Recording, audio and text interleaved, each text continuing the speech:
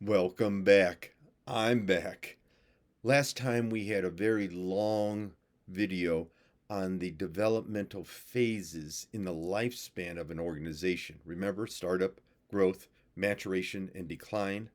We also talked at the end of that about systems theory in organizations. Essentially, any change in one part of the system has ripple effects to greater or lesser degrees in the rest of the system.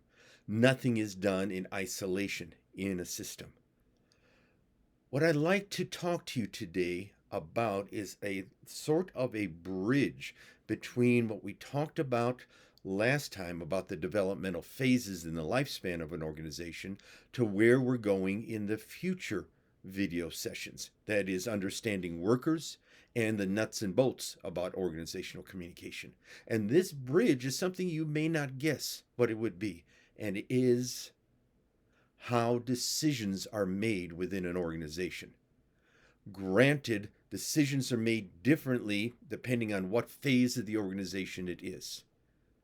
Also, how you know about decision making process and from which people, the more you can tailor your communications to aid in persuading them or aid in the ease in their making decisions. In any organizations, there are only three different types of decisions, categories of decisions, if you will. Each one of them starts with the letter C. So I call it my three C's of decision making. I'll go through much more explanation of that in a second. But the three C's are command decisions, consultative decisions, and consensus decisions. Each one of those, command, consultative, and consensus decisions, have their uses within an organization. However, they also have their misuses. Remember, we talked about the appropriateness of communication. Part of that is making sure that the decision making modality is appropriate to what has been going on in the organization. I have behind me a lot of my library that's remaining, and I used to collect old classic books on what was used to be called industrial psychology. That was a phrase used in the 30s, 40s, and very early 50s about what we're doing today in organizational development, small group communication. Uh, and I look back at some of those old classic books, old classic textbooks on it, and they all agreed of the basic principle of industrial psychology within an organization. And it is this: when people feel a part of the decision making and the planning, they will be more a part of the implementing, even if what they wanted was not decided upon. If they were validly included in the planning and the decision making, they were a much more enthusiastic part of the implementing of it. That was the basic law of industrial psychology. It still holds water today because our second C, consultative decision making, is you consulting with the people who have to implement it, who are involved with it. You still make the decision if you're the boss, and you genuinely ask for their input on that decision. And you make the decision. You're still responsible and accountable for the decision. I'm a great believer that no matter where the organization's lifespan is, which are the four phases, I believe about 90% of all decisions should be consultative decisions. Makes sense, isn't it? The people who have to implement it are the people that should be and appreciate being genuinely involved in the decision making process. That does not take away the power from the decision maker. He or she still makes the decision and is held accountable for it and is touching bases with the people beforehand. 90% of decisions, day in and day out decisions, big decisions and plans, should be consultative. Command decisions are essentially you do this way right now. You're commanding them to do that.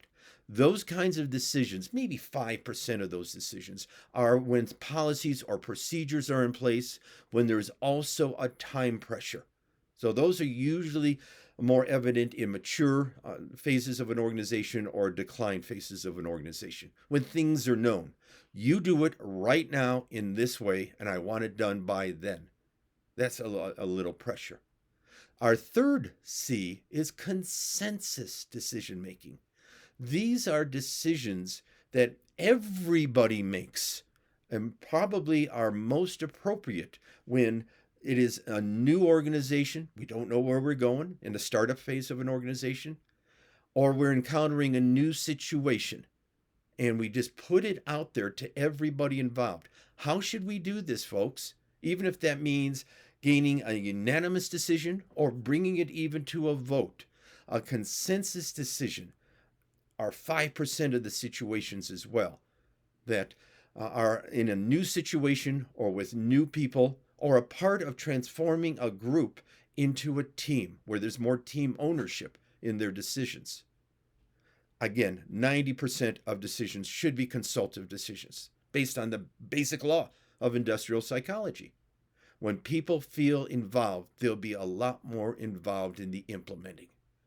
When things are in place, when there is time pressure, there should be command decisions done. Do it right now in this way. There's no wiggle room there. The third type are consensus decisions. When there is a new situation or new people, you turn over the responsibility for the decision making with the whole group, and they feel much more empowered. Those are the 3 C's of decision making. I want you to answer these series of questions I'm now going to present to you. On any given day within your organization, whether it's a business or a nonprofit organization or some kind of community organization or religious association or athletics or organization with which you are involved, on any given day, what percent of the decisions are made by the top boss that directly and immediately impact performance and productivity? I'll ask that again.